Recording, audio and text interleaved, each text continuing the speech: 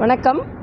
திருச்சிக்கு செல்கிறோம். திருச்சியில் எங்களோட மாநில நிர்வாகிகள் மற்றும் மாவட்ட தலைவர்களின் கூட்டம் நடைபெறுகிறது.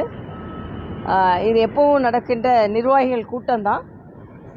இதில் எங்களோட மாவட்ட தலைவர்கள், மாநில நிர்வாகிகள் எல்லாம் 12வது ஆண்டான நமது பாரத பிரதமரின் சாதனை ஆண்டுகளை ஆட்சியை என்னென்ன நல்ல திட்டங்கள் எல்லாம் கொண்டு வரப்பட்டது என்பதை கொண்டாடுவதற்காக மாதம் முழுவதும் நிகழ்ச்சிகள் ஏற்பாடாகி இருக்கிறது. அதை திட்டமிடுவதற்கு நாங்கள் செல்கிறோம். இன்றைய தினத்தில் நான் இப்போ வரும்போது நான் ஒரு செய்தி பார்த்தேன். யூடியூபர் மாரிதாஸ் அவர்கள் கைது செய்யப்பட்டிருக்கிறார்கள் என்ற செய்தி. இதை நான் வன்மையாக கண்டிக்கிறேன். மரியாதைக்குரிய முதலமைச்சர் அவர்கள் பிரச்சாரத்தின் போது எதிர்க்கட்சியாக இருக்கும் பொழுது கருத்து சுதந்திரத்தை பற்றி பேசினார்.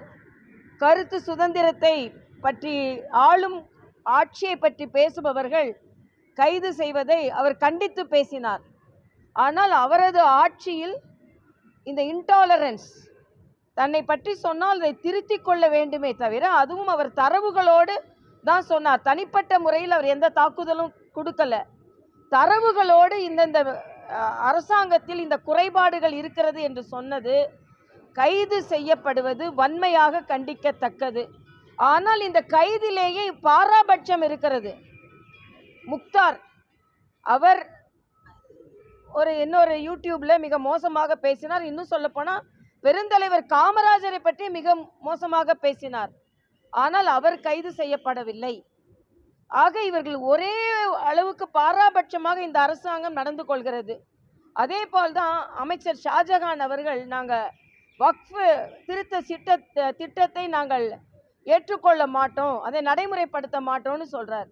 அது பாராளுமன்றத்தில் நடைமுறைப்படுத்தப்பட்ட, பாஸ் பண்ணப்பட்ட ஒரு பில் அது.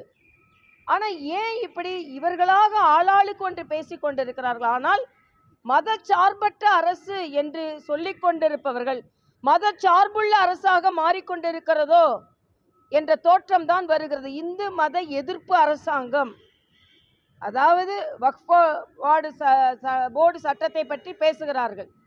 ஆனால் திருப்பரங்குன்றத்தை பற்றி பேசும் பொழுது நாங்கள் அந்த விளக்கை ஏற்றுவதற்கு நாங்கள் அனுமதிக்க மாட்டோம் என்று வழக்காடு மன்றத்தில் தீர்ப்பு இருந்தாலும் அதை புறந்தள்ளுகிறார்கள். ஆக ஒரு பாராபட்சமான அரசு நடைபெற்று கொண்டிருக்கிறது.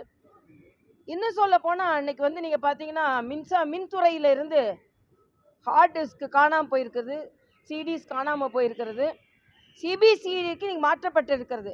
ஆக ஒரு அரசாங்கம் வந்த ஒரு மாதத்திற்குள்ள இவங்க ஒரு தொலைநோக்கு பார்வையில் சென்ற ஆண்டில் என்னெல்லாம் பிரச்சனை இருக்குதுன்னு பார்த்துட்டு அதை சரி செய்திருக்க வேண்டும். சரி செய்யாமல் இன்று அவர்கள் அதை பற்றி சொல்பவர்களை கைது செய்வது வன்மையாக கண்டிக்கத்தக்கது. இதில் மாரிதாஸ் அவர்கள் அரசாங்கத்தை பற்றி பேசுவதை வன்மையாக கண்டிக்கிறார். ஆனால் பெண் அமைச்சரை பற்றி அவர் தவறான கருத்து பதிவிட்டிருக்கிறார் என்று நான் கேள்விப்பட்டேன். அதை என்னால் ஒப்புக்கொள்ள முடியாது. யார் பெண் அமைச்சர்களையோ பெண்களையோ தவறாக பேசினால் அது தவறு என்பதில் நான் கருத்து பதிவு செய்கிறேன்.